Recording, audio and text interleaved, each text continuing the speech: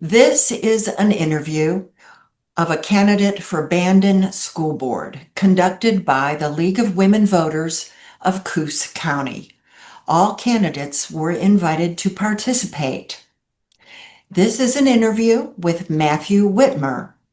Matthew Whitmer is running for Bandon School Board Position 7. His opponent was also interviewed. Sergeant Whitmer is a patrol sergeant for the Bandon Police Department and has previously worked as a sheriff's deputy and police officer. He is a graduate of Bandon High School and Western Oregon University and serves as an executive board member for the Bandon Chamber of Commerce. He and his wife, Summer, have 3 children in the Bandon School District, as well as other family members. Question 1. Why are you running for school board? I'm running for school board basically because of my duty to serve. I have no problem stepping up when the time arises to help out when and where I can. I'm very busy in the community, active in the schools already through my job and through being a father. And I thought, what better way to serve anymore than to step up and run for school board and help in any positive way I can. What relevant skills and experience would you bring to the school board? Relevant skills and things I've done in the past would include working on the Cranberry Festival board for several years. I was a member of the board of the Chamber of Commerce for Bandon for several years and worked on the executive board as well. I've worked in a diverse situations throughout my life with all sorts of different political views, ideas, opinions, and suggestions. I have no problem doing that. I have experience working with writing grants, communicating, public speaking. I've spoken at city council meetings here in Bandon several times, addressing issues pertaining to our town. And I feel I'd be a good advocate for the parents and for the students for the school board. If elected, how much time would you invest in visiting the schools? Well, I feel that I through my job almost daily am in the schools. As a father, I also go there and have lunch with my daughter and visit my stepsons at the high school as well several times. So to answer your question, how much time would I invest? As much as needed, first of all. Whether it's a work day or not, I have no problem putting in extra hours for additional meetings, additional committee groupings to make sure we have the board on the right track. So whatever's needed.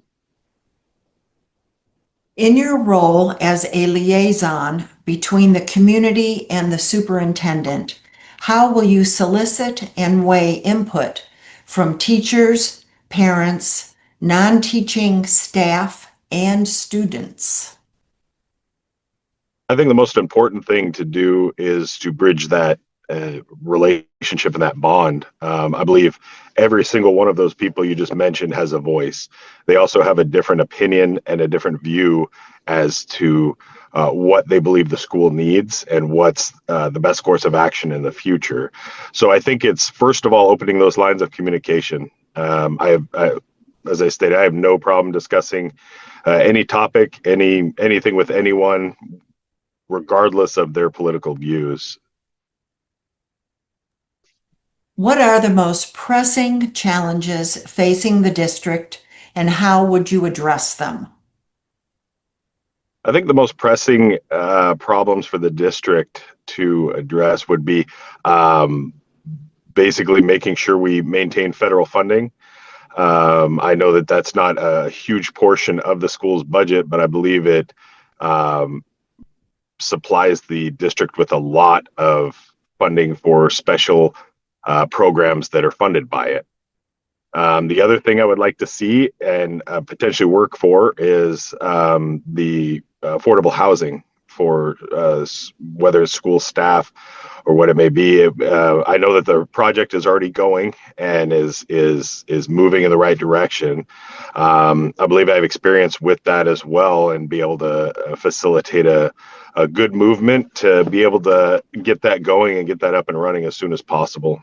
I'd like to get the attendance rate up, the graduation rate up, and test scores up. I'd like to see us move towards the higher end of the state with those. And I think by doing that, we've got to work with the teachers, we've got to work with the parents and the students as well.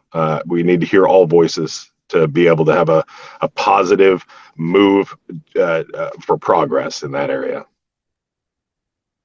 How would you prioritize limited funding in the current uncertain environment?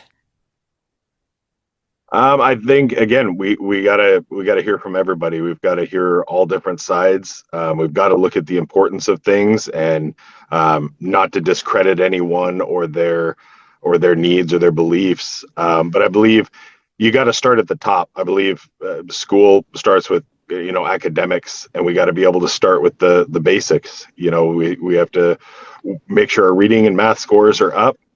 We move from there. I know we have some classes in high school that are pre-college classes for students. I think that's great as well. I think it's to prioritize it. It needs to start with a strong base to be able to make sure that we have a good foundation for our students to be able to progress in whatever direction they go.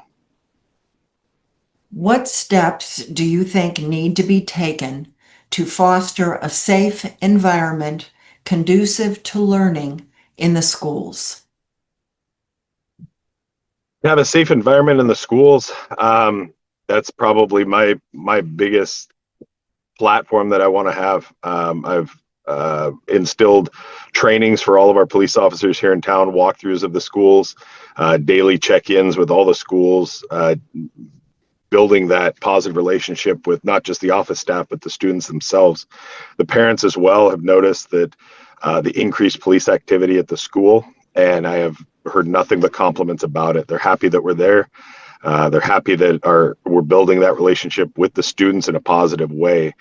I believe that there's some other avenues that we could go. Obviously, we'd have to look into the liability and the issues that go with that for potentially arming qualified and confident candidates to carry a firearm in school. I believe that other schools have done that and been successful with it. If for some reason that day were to come, there's a lot that goes behind that, though. I believe that there needs to be just as much training as police officers go through, and qualifications, and that they're as comfortable with a firearm to handle it in a high stress situation as anyone else. Bandon schools show only 45% of students meeting grade expectations in math. What should be done to improve that number?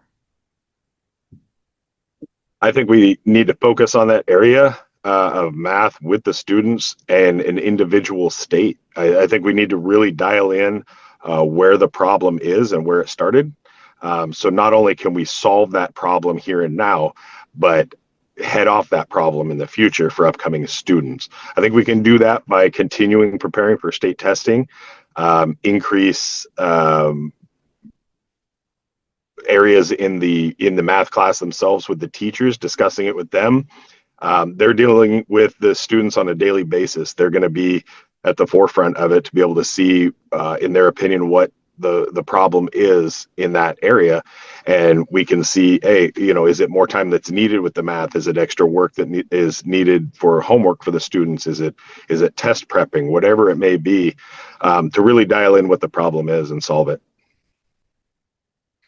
What rights do parents have under Oregon law to direct their children's education? And what role should parents play in shaping school policy? I think that parents should have a big role in shaping school policy and things of that nature. Obviously, the school itself is taking care of their children's education. I think that's an absolute must, that the parents are on the forefront of communication and being able to have a say in the policy. The federal government sent a Dear Colleague letter warning that it would pull funding from schools that have diversity, equity, and inclusion programs. How do you see this affecting the district? And what, if anything, would you change in school district policy in response? Well, I was brought up to follow the rules, I guess is the best way to put it. If it was brought in by the federal government to be a requirement that we adhere to their policies and procedures and what they want enacted, I believe that we need to do that, quite honestly. On the same level, I believe that there's more important things that can be taught in schools right now. These are young kids developing their own beliefs, their own mindsets, their own things like that. I believe basically getting back to the basics of getting our math scores up, reading, preparing them for whatever direction they go after college is more important, or after high school, excuse me, is more important than some of the other avenues that have been looked into.